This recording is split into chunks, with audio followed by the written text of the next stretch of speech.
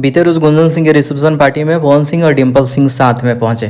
काफी सारे लोगों को पता हुआ क्योंकि वहां से बहुत सारे वीडियो वायरल हुआ। आज सुबह से लोगों ने देखा होगा, लेकिन एक वीडियो कट करके काफी तेजी से वायरल किया जा रहा है और उस वीडियो में देखा जा सकता है कि पवन सिंह गुस्से में नजर आ रहे हैं।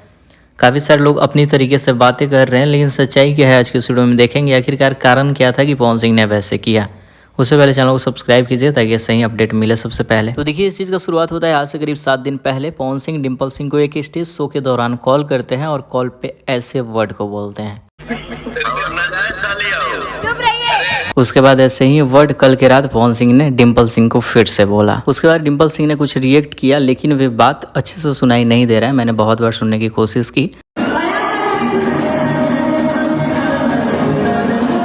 तो इन्हीं सब चीज़ों को फिर से वायरल किया जा रहा है कि पवन सिंह ने डिम्पल सिंह को स्टेज शो के दौरान पीट दिया गुंजन सिंह के रिसेप्शन पार्टी में। तो जो भी था मस्ती में हुआ, तो इस चीज़ को उतना भी सीरियस क्या लेना, सोचे कि आप सबके साथ शेयर करें कि रियलिटी सच्चाई क्या थी। तो आप सभी जितना हो सके इस वीडियो को शेयर कर दो ताकि सबको पता चल सके, और भी अपडेट्स के लिए चैनल को सब्सक्राइब कीजिए।